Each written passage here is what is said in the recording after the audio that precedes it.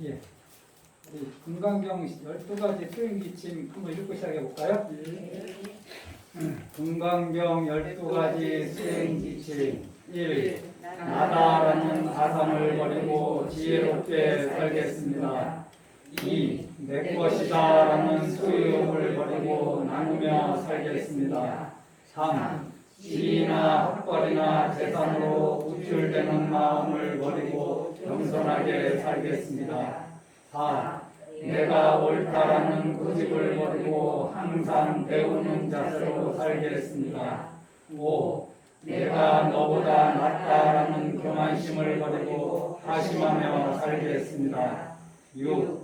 내가 너보다 못하다라는 열등감을 버리고 자신있게 살겠습니다. 7. 일체 남과 비교하는 마음을 버리고 나를 있는 그대로 받아들이며 나의 인생을 살겠습니다. 8. 입과 몸으로 부주의한 학업을 짓지 않고 매사 복스럽게 살겠습니다. 9. 이것이 정법이다라는 법상을 버리고 타 종교인과 갈등하지 않겠습니다. 10. 그것은 정법이 아니다라는 비법상을 버리고 같은 불교인과 다투지 않겠습니다. 11. 가족에 대한 불평, 불만을 버리고 감사한 마음으로 살겠습니다. 12. 친구와 동료에 대한 비난을 버리고 화목하게 살겠습니다. 다들 이렇게 살고 계시죠? 잠시 지금까지 뭐 했나 한 말씀 드리고 이제 좀 공부하죠. 부처님께서 탁발을 마치시고 자리 서고 딱 앉으시니까 수보리 전자가 이제 벌떡 일어나서 질문을 하시죠. 발심한 보살이 어디에 머물러야 하며 어떻게 그 번뇌의 마음을 항복시켜야 되느냐 이렇게 물으니까 부처님께서 발심한 사람은 대상에 대해서 제한이나 차별을 두지 않는 아주 넓은 마음, 그러니까 일체 중생을 대상으로 해야 된다. 누구를 더 챙기고 말고 이런 마음이 아니다. 여기에 머물러야 하고, 두 번째는 그 삶의 그 목적, 방향이 보리심을 낸 사람이니까요. 깨달음이어야 한다. 무여열반이어야 한다. 그 다음에 또 머물 마음은 나도 너도 무여열반에 이를 때까지 그 시간이 아무리 오래 걸리더라도 포기하지 않고 물러나지 않고 하겠다는 이런 마음에 머물러야 한다. 그리고 네 번째는 그렇게 해서 나도 깨닫고 상대방이 깨달았다 하더라도 내가 무여열반에 들게 했다라는 그런 관념이 없어야 된다. 왜냐하면 그런 관념이 있게 되면은 아상, 인상, 중생상, 수자상이 있게 되는 것이기 때문이다. 이렇게 이제 얘기하셨죠. 여기까지가 이제 대승에서 가장 종지로 삼을 만한 내용이라고 해서 대승 정정분이라고 합니다. 그 다음에 그러면은 이런 마음에 머물고 이런 마음하고 어긋나는 마음이 일어나면 그 마음을 항복시키면 되죠. 이제 대답을 두 개 하시고 묻지 않았는데 한 가지 대답을 더해 주세요. 그거는 이제 다른 번역본에 나온 건데 어떻게 그러면 수행을 해야 될 것이냐. 그럴 때 상해 머무름 없이 보시하고 또 색성향 미처법에 머무름 없이 보시해야 된다. 이게 묘행무주라고 그러죠. 묘행이 이제 우리가 해야 될 수행이고 그거는 머무름이 없어야 된다. 이제 이렇게 얘기하시고 그럼 이렇게 수행을 해서 우리가 무엇을 얻게 되느냐? 깨달음을 얻게 되죠. 깨달음을 얻게 되고 열애가 되고 부처님이 되는데 부처님께서 열애를 이 모양으로 볼 수 없고 모양 없는 자리에서 열애를 봐야 한다. 그러면서 이제 사복에도 한 말씀 해주시고요. 그러니까 수월이가 이제 이 자리에 있는 그 아라한들이나 이런 제자들은 부처님을 깊이 믿고 공경하고 또 다른 마음이 있으니 부처님의 이런 말씀을 당연히 믿겠지만은 부처님이 멸도하신 후 돌아가신 후 한참 세월이 지난 다음에 부처님의 얼굴도 모르고 그냥 이름만 전해 들은 그 중생들이 이런 어려운 말씀을 듣고 과연 누가 진실로 믿겠는가 이렇게 이제 걱정을 하는 거죠. 그러니까 수머리가 그런 말 하지 마, 부처님이 그런 말 하지 말아라.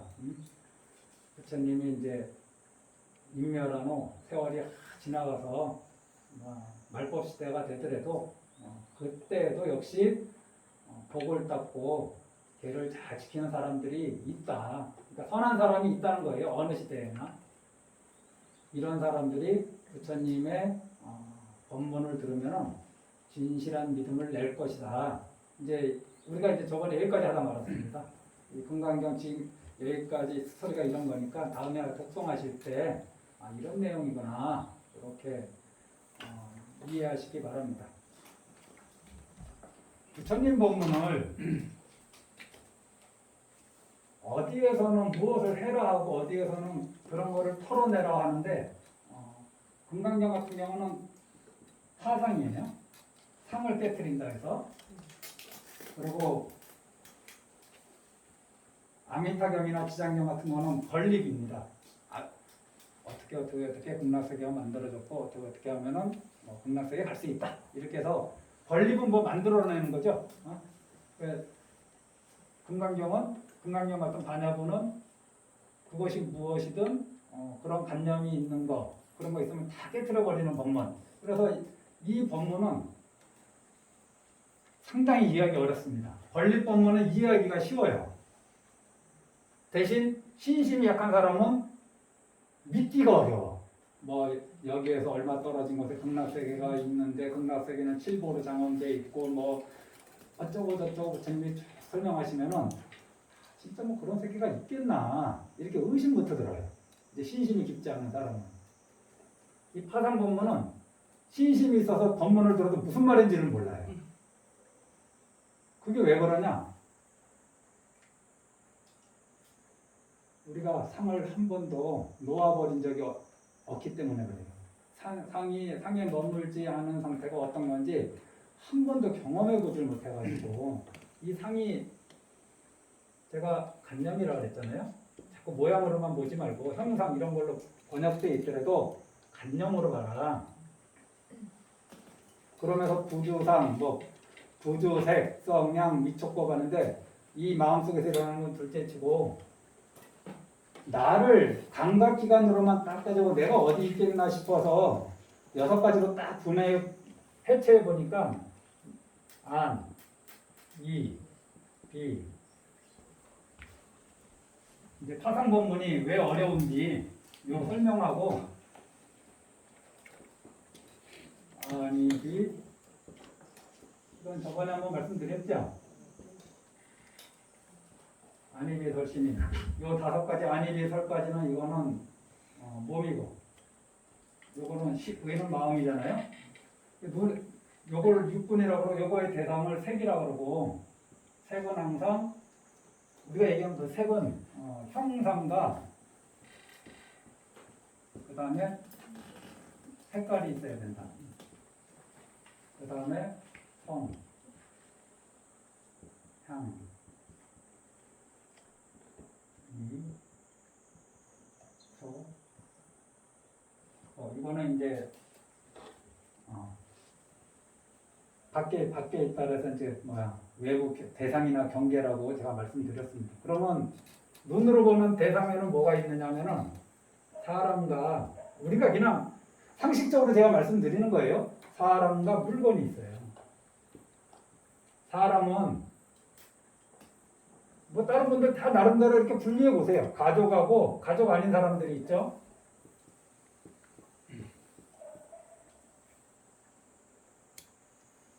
가족에 대해서는 자기 위치에 따라서 호칭이 다 달라 있잖아요. 이 상은 간념인데 아내가 남편에 대해서 남편에 대해 어떤 간념을 가지고 있는데 남편에 대한 간념을 한 번이라도 벗어나 남편에 대한 관념에서 관념에 집착하지 않은 적이 있는가? 아들이 있다, 딸이 있다. 그러면 자녀에 대해서 자녀에 대한 이 관념에서 한 번이라도 벗어나 본 적이 있는가? 내가 시어머니가 있다 그러면 시어머니에 대한 관념, 시어머니라는 그 관념, 내가 시어머니는 저기 있는데 시어머니에 대한 관념을 가지고 있잖아요. 그 관념에서 자유로워 본 적이 한 번이라도 있는가? 아내에 대해서 내가 아내에 대해서 어떤 관념을 가지고 있단 말이에요. 거의 고정관념이라고 봐야 돼요. 내 아내는 이런 사람이다라고.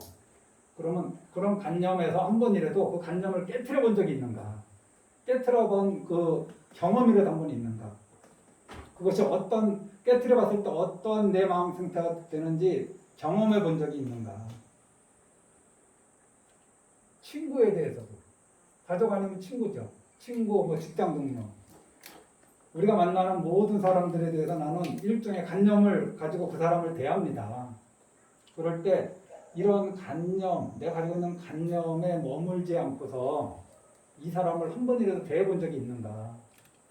처음 보는 사람조차도 첫 느낌이 어떻다 그러면 거기서부터 이제 관념이 쌓이기 시작하거든요. 상대방에 대한 평가가 가해지고.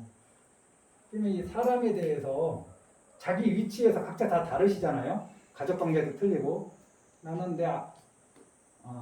내 부모에 대해서 내가 어떤 관념을 가지고 있는데 이 관념을 배제한 상태에서 우리 부모님과 자유로운 상태로 지내본 적이 있는가? 내 자식이라는 관념을 배제하고 거기에 머무르지 않고 한 번이라도 자유로운 자유자재한 이러한 마음 상태로 걸림없는 마음 상태로 내 자녀 아들 딸하고 관계를 맺어본 적이 있는가? 한 번도 없으실 겁니다. 그러니 상에 머물지 말라는 이 말이 무슨 말인지 우리는 잘 몰라요. 이미 답은 주어졌는데 그리고 그 말을 늘상 우리가 하는 말인데 사실 그게 뭔지 몰라요. 마치 콜라를 한 번도 맛보지 못한 사람한테 콜라 맛을 다 설명해서 다 콜라 맛이 뭔지 아는데 콜라를 한 번도 다 못 먹어본 사람하고 똑같은 거예요. 그러니까 콜라를 한 번도 먹어보지 못했으니까 색깔은 까맣고 톡 쏘고 달고 뭐 좀 끈적거리고 뭐 이런 거는 중구장창 쭉 설명을 해줄 수 있어도 정작 그래 콜라 맛이 어떠냐 그러면 몰라요. 금강경의 가르침이 거의 이렇습니다. 우리가 경험해야 돼요. 콜라 한 잔 마셔봐야 돼요. 그러면은 수많은 설명들이 이게 다 방편이었구나. 이 설명들이 다 방편이었구나. 이것이 뗏목이었구나. 저 바다 저쪽 언덕으로 가기 위한 뗏목이었구나. 이게 알게 되는 거예요. 물건도 사람 아닌 과연 물건에는 뭐 돈도 있고 집도 있고 자동차도 있고 이런 거에서 한 번이라도 마음이 자유로워 본 적이 있는가?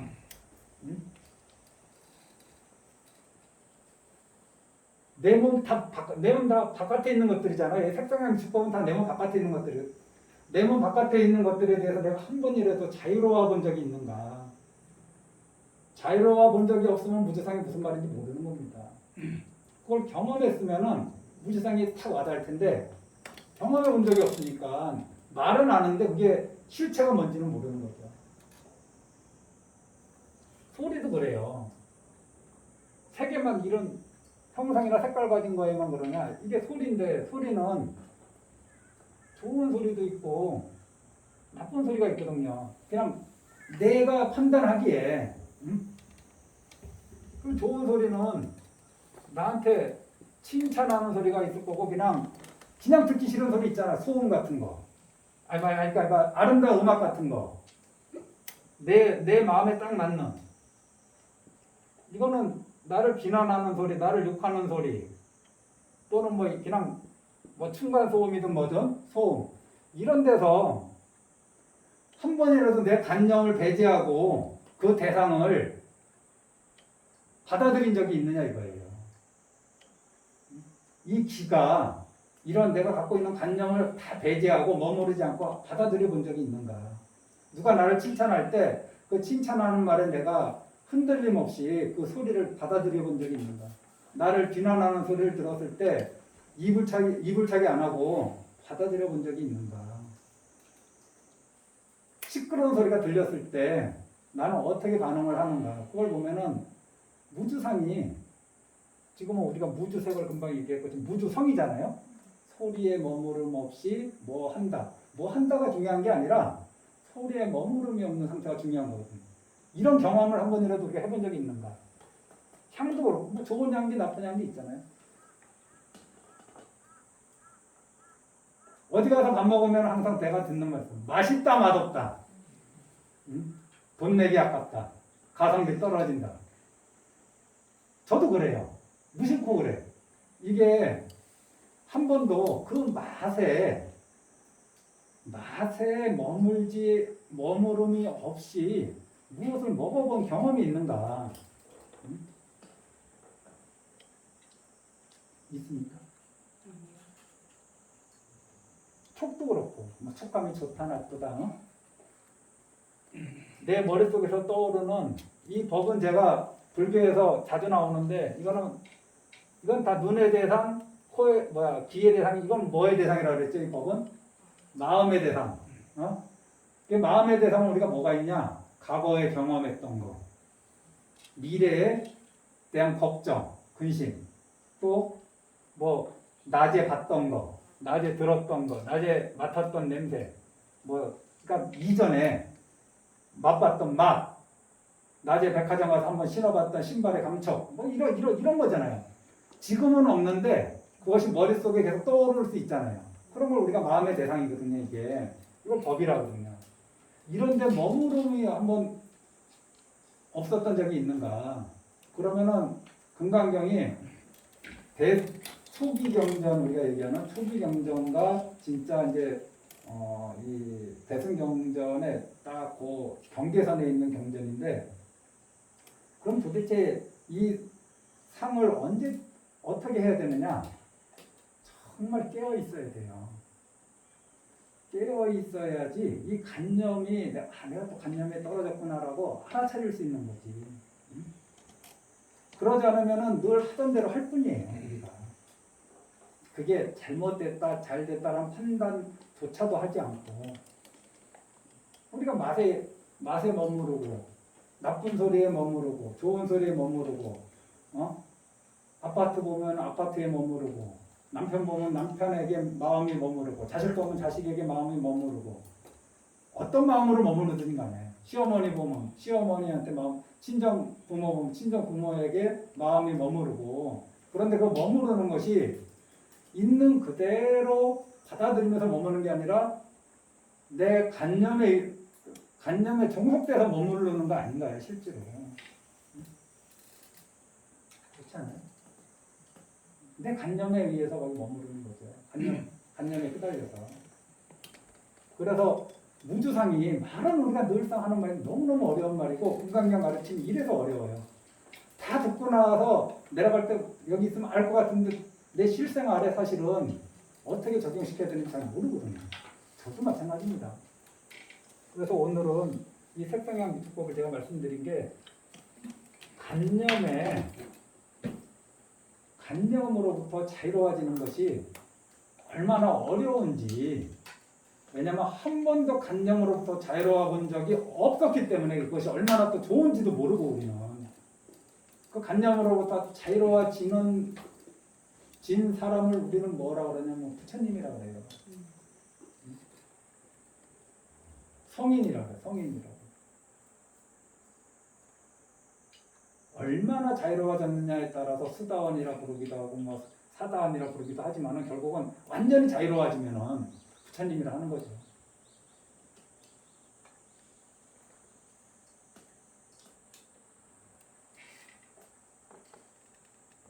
그러면서 다른 사람에 대한 이 대상이, 이건 대상이잖아요. 대상에 대한 이 관념이 할 때 제가 깨어있지 않으면 이게 관념에 의해서 자기가 움직이고 있다는 것을 알아차릴 수 있을까요? 없을까요? 모릅니다. 그냥 하던 대로 살 뿐이에요. 어저께 살았던 대로 오늘 살고 오늘 살았던 대로 내일 살고, 아까 말했던 방식으로 지금 말하고 고약한 경계가 오면 화를 내고 가지고 싶은 게 오면 욕심내고 그게 이도저도 아닌 뭐 모르겠으면 멍한 우리가 불멍이라고 하나 불 보고 멍 때리는 거 멍해 지금 삿된 견해인지도 모르고 삿된 견해에 끄달려가고 그래 대상 경계에도 이렇게 우리가 자유롭지 못한데 어떻게 이 무주상을 실천할 수 있겠는가? 멀리 보지 말고 가족부터 보십시오. 여기 다 결혼하신 분들이라면은 독신자가 아니라면은 배우자를 보십시오. 배우자의 그 가족들을 보시고 내가 어떠한 관념으로 그분들에 대해서 규정하고 있는지 관념에서 발전하면 규정이고 규정이 더 발전하면 고정돼 버리거든요.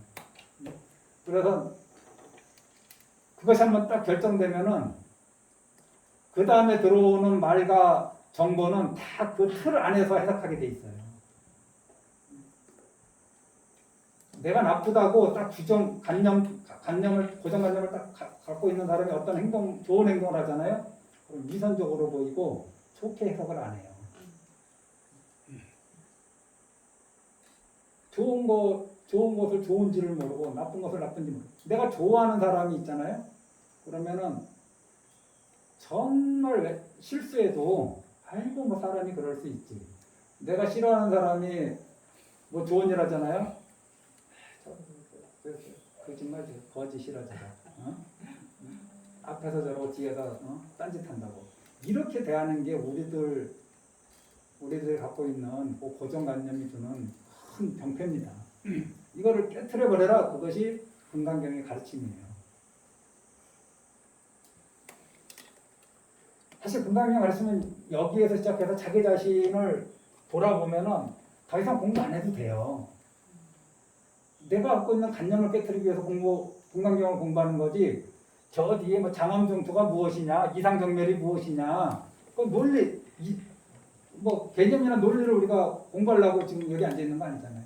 나한테 주어진 이 문제들을 해결하려고 금강경 공부하는 거지. 이런 인식만 있다면은 사실은 일상생활에서 하나하나 부닥치는 것마다 다 금강경의 가르침대로 어떤 관념이 생기면 알아차리고 거기에서 내려놓고 벗어나고 관념이 생기면 알아차리고 내려놓고 벗어나고 늘상 듣는 법문 아닌가요? 그래야지 한 번이라도 관념에서 벗어난 것이 어떤 건지 체험하게 된다면은 다시는 그 족쇄를 메고 싶지 않은 거죠. 정부는 어리석으니까 목줄이 한번 풀리면은 자유롭잖아요. 한 2-3시간 펄펄 뛰다가 바보 멍청이니까 또 와서 묶어달라고 이러고 한번 풀어서 그 자유를 맛봤으면은 오지를 말아야 되는데 와서 그냥 밥만 먹고 가면 되잖아. 사람들 없을 때 지혜가 있다면은 그러니까 실컷 돌아다니고. 근데 꼭 사람 있을 때 와서 사람 옆에 가서 다 이렇게 하고서 나 좀 묶어주셔 하고서 사람은 안 그렇다는 거죠. 그래서 파상법문하고 권리법문이 있는데 권리법문은 우리가 보면 무슨 말인지 다 이해가 돼. 하지만은 믿기가 어려워. 이 파상법문은 왠지 형이상학적인 느낌도 들고 좀 믿고 싶은 마음도 생기는데 들어보면은 이해가 안 돼. 하은경 같은 거 법문 들으면 이해되나요?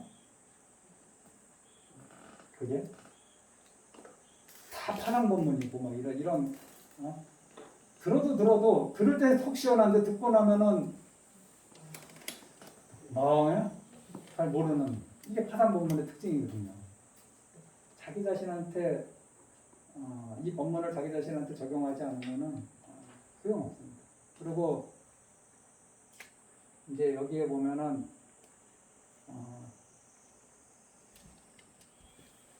복을 닦고 지게 이게 제가 이제 저번 시간에 끄트머리에서 한번 말씀드렸잖아요. 복을 닦는 게 이게 동사고 도시거든요. 남한테 이익을 주는 게 복을 깎는 거죠. 남한테 나쁜 거를 주는 건 복이라고 안 하잖아요. 자기한테 이익을 주는 것도 복이라고 얘기 안 해요. 이렇게 했을 때 최고로 높이 갈 수 있는 나라가 하늘나라도 갈 수 있는데 최고로 높이 갈 수 있는 나라가 요게 최고 하늘 유격청 가운데 최정상에 있는 그 하늘까지밖에 못 가는 거예요. 타화자재천이라고 3개 이상은 못 가요. 요게 위에 3개가 있고 3개 위에 5개가 있는데 이게 그래서 이거 3개가 있다 그래서 3개라 그러거든요. 3계도사 사생자부 할 때 3개가 6개, 3개, 무색개인데 복과 지계로는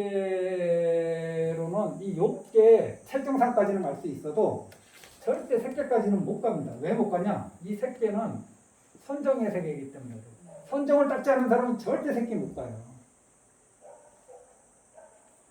그러면 기본이 뭐냐? 선정만 닦는다고 하는데 나쁜 일 계속하면서 선정 닦는 사람도 있을 수 있잖아요. 응? 물론 그 사람이 선정의 깊이에 들어갈 수는 없겠지만은 복 받고 지계가 청정한 걸 아주 베이스로 하면서 선정까지 닦으면 여기 들어가는 거예요. 특히 복보다는 도덕적인 이 깨끗한 삶을 살아야지 선정에 들어가는데 장애가 없거든요. 복이 많이 없더라도 삶 자체가 맑고 청정하면은 이 새끼에 들어갈 수 있습니다. 선정을 닦으면 이 새끼의 투선의 이름이 범자로 다 시작하거든요. 이 범자가 청정하다는 뜻이거든요. 걔를 열심히 닦아서 도덕적인 삶을 이루면은 이루는 걸 아주 기본 베이스로 하고, 그러니까 5개는 철저히 지켜. 한 번도 5개를 지키겠습니다 해놓고 이제 절대 범하지 않아. 아무도 내가 볼 때 새끼 못 갈 것 같아. 절대 5개를 범하지 않으면서 선정이 깊이 닦으면 그 인연 따라 초선에도 가고 2선에도 가고 3선에도 가고 4선에도 가는 겁니다. 선정만 갖고는 못 가는 거예요. 그 스타트가 청정, 이 범천부터 시작하는 거예요. 그래서 요거는 여기에다가 부처님이 수복하고 지기하는 사람에다가 여기다 무엇을 법문을 들으면 맑은 신심을 낸다. 그래서 진실한 믿음. 진심이라면 안 되지? 어? 일단 진실한 믿음 여기에 진실한 신심. 요것을 낸 사람은 내는 사람들이 있다. 그럴 때 이 진실한 신심이 무엇이냐? 한역 따라 삼보리심을 내는 거예요. 다른 게 아니라 내가 보시하고 개를 닦는 것으로 멈추지 않고 깨달아야겠다. 나도 이제 생사윤회를 벗어나야겠다. 이런 마음을 먹는 거죠. 그게 진실한 신심이죠. 그 아닌 다른 신심은 진실하다고 얘기할 수가 없어요. 제가 그랬잖아요. 복덕이 무량하려면은 그것이 깨달음을 전제로 하기, 깨달음으로 인도하기 때문에 무량이란 말이 붙는 거지. 다른 거는 복이 많죠. 달마대사가 왔을 때 양무제가 내가 절도 많이 짓고 스님들도 뭐 제도도 많이 지키고 내가 복이 얼마나 많습니까? 복이 엄청 많아요, 사실은. 엄청 많아. 복을 받겠죠. 좋은 곳에 태어나고 좋은 가보를 받을 거예요. 자기가 잘못한 것이 있으면 그것도 그 복을 다 받고 나서 또 가보를 받겠죠. 어찌됐든 양무제가 지은 복은 엄청나게 커요. 일반 사람들이 짓기 어려운 복이라. 하지만 그거는 부처님 얘기하시는 진실한 복이 아니라 이거죠. 왜? 그거는 무상해서 결국은 사라지는 거기 때문에. 내 통장에 10억이 있다고 해서 영원토록 10억이 있는 게 아니듯이 계속 뺏어 먹으면 결국은 빵원이 되는 것처럼 이 복도 계속 까먹기 시작하면 언젠가는 복이 다 사라지면 그때까지 잠복해 있던 악업이 등장한다 이거죠. 그럼 고통이 생기는 거죠. 이 사람들은 천만 부처님 처소에 뭐를 했다 그러죠? 선근을 심었다 그러잖아요. 선근을 심었다 그래. 그럼 부처님 처소에 선근을 심는 게 무엇이냐? 무엇이겠어요? 이런 거 좀 정리하고 넘어가야지. 부처님 처소에 선근을 심었다. 그래, 선한 이게 착할 선에다가 근본이잖아요. 뿌리잖아요. 선한 뿌리를 심었다. 그래, 부처님한테 어떻게 해야지 선근이 됩니까? 아니, 부처님이 뭐 어려워. 부처님께 보시하면 되지. 부처님 전에 공양하고, 부처님 말씀을 믿고,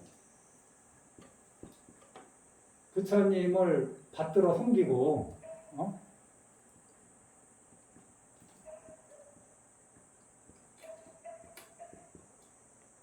부처님 가르침을 수지하고, 뭐 이런 거 전부 다 그게 부처님 전에 선근을 심는 거라고 봐야죠. 그러니까 여기 사실 계신 분들이 지금 선근을 심고 있는 거거든요, 지금. 지금 살짝 졸려서 삼리에 들어가신 분조차도 지금 선근을 심고 있는 거예요. 그래서 이 선근이라는 게 다른 게 아니라 부처님께 공양 올리고, 공양이라는 게 부처님의 몸이 유지될 수 있도록 물질적인 것을 이렇게 한 거고, 부처님한테 뭐 좋은 말 해주겠어, 뭐 덕담해 주겠어요. 또 부처님을 잘 믿고 따르고 그 가르침대로 살겠다 하고 삼기하고 또 받들어 모시고 이런 게 이제 부처님 전에 선근을 심는 거죠. 이거를 한 50대, 60대에 절집안에 들어와서 갑자기 신신내는 분들이 갑자기 그런 게 아니라 이미 과거세에 부처님 전에 많은 선근을 심었기 때문에 이제 그 법문을 듣고 이제 그 마음이 이제 나왔다라고 봐야죠. 갑자기 그냥 이렇게 절에 열심히 다니고 부처님 법이 열심히 공부하고 수행하는 분들이 있잖아요. 늦게나마 그분들이 요거생의 인연으로 그런 게 아니라 이미 과거생에 수많은 부처님 처소에 선근을 심었다. 이들이 무량한 복덕을 얻을 것이다 하는 걸 부처님께서 다 알고 다 본다고 얘기하신 거 아닌가요? 그러니까 요번생만의 일이 아니다. 여기까지 하고, 아이고 뭐 저번 시간 거 정리하는데 이렇게 1시간이 걸리나?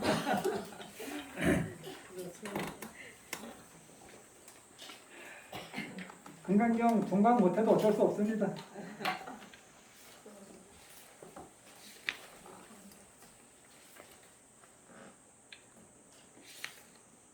자, 60쪽 한번 쭉 읽고 좀 쉬었다 하죠.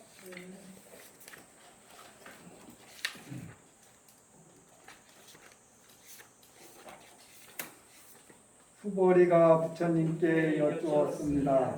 세존이시여, 장못 어떤 중생이 이와 같은 언설이나 장구를 얻어 듣는다면 실다운 믿음을 내겠습니까?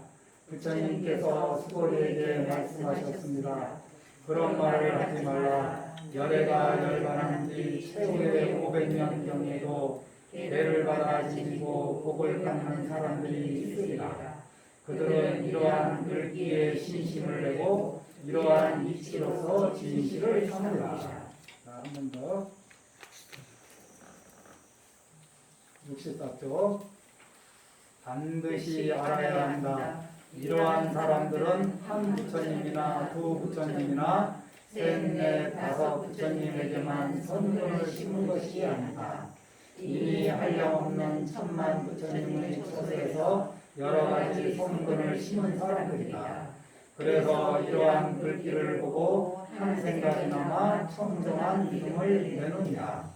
수월이야 열애는 이 모든 중생들이 이와 같이 한량없는 복덕을 얻어내는 것을 다 알고 다 보느니라.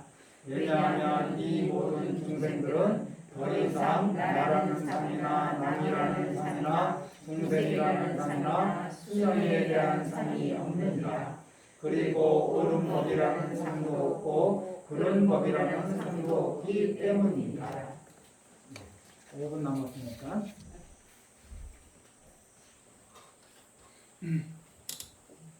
여기까지 대충 이해되셨죠?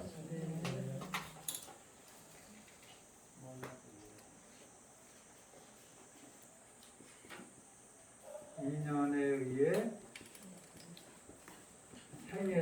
생하기도 하고 사라지기도 하는 것은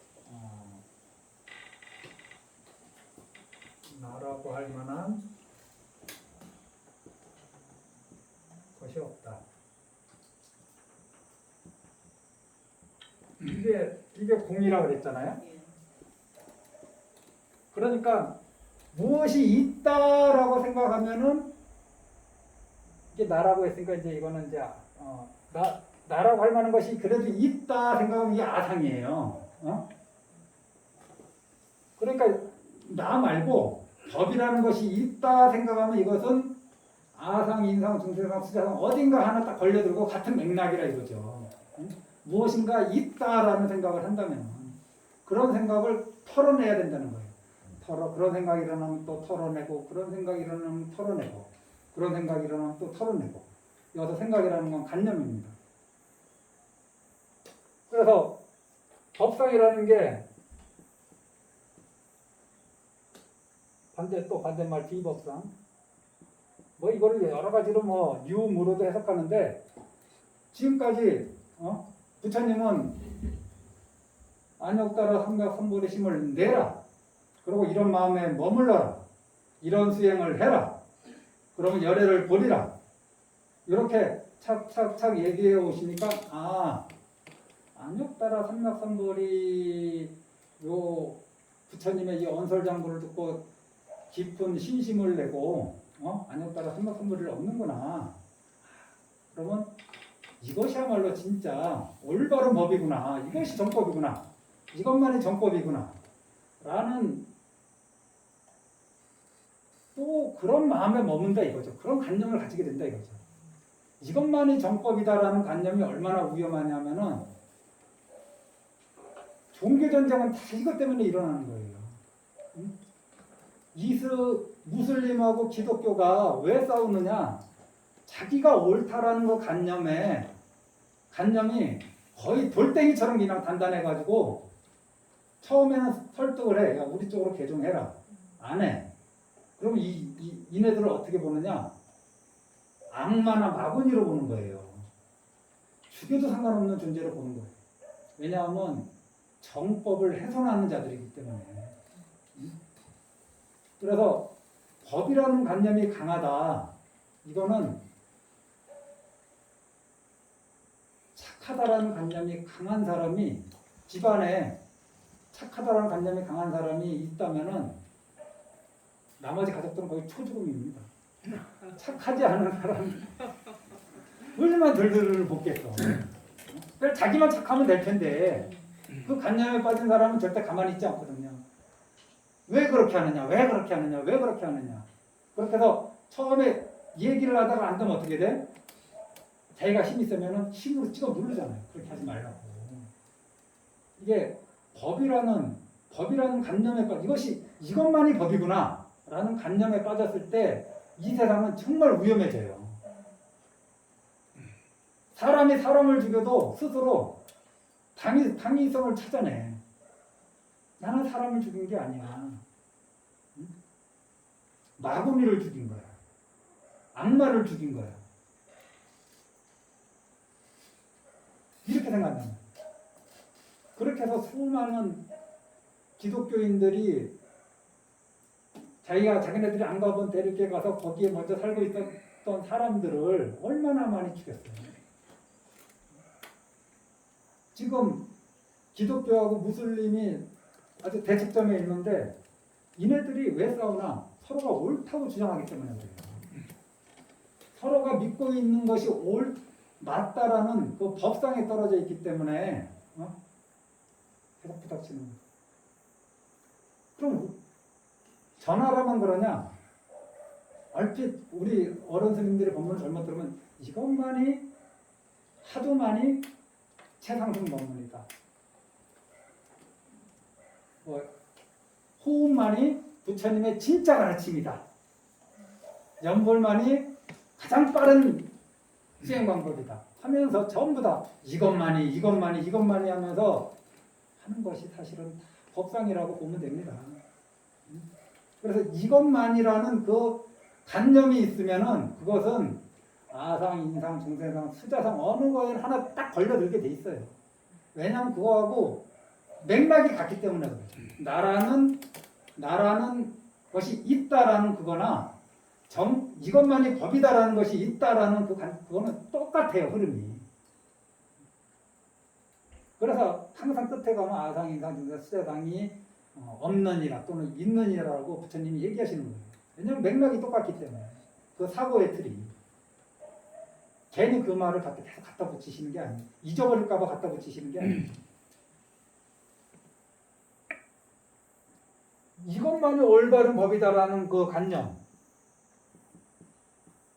내가 하고 있는 이것만이 올바른 것이다라는 그 관념, 내가 맞다라는 관념, 이것이 얼마나 많은 괴로움을 만들어내고 얼마나 많은 풍지평파를 일으키는지 모릅니다. 자기가 옳다고 생각하면 자기만 그렇게 하면 되는데 그렇지 않다는 거죠. 그 관념에 빠진 사람은 남을 또 계도해야 됩니다. 그러니까 초파일 날 와서 조계사 앞에 와서 성경 뭐 이런 거 하고 그러는 거예요. 그네들 죄책감 하나도 없고 미안함 하나도 없어요. 그네들은 올바른 일을 하고 있다고 생각하기 때문에 지독한 법상에 떨어진 거예요. 우리가 가고 있는 이 길이 옳다라는 그 관념. 그러면 이것만이 옳다, 이것만이 법이다 그러면은 항상 부수적으로 따라붙는 거 있잖아요. 옳지 않다, 법이 아니다. 그래 조계종 안에서도 저것은 부처님의 원음이 아닌데, 저것은 부처님이 원래 가르친 그것이 아닌데 대놓고는 말해도 은근슬쩍 깐대니까요. 부처님이 언제 뭐 하두를 얘기하신 적 있어? 부처님이 뭐 다란이를 하라고 얘기하신 적이 있어?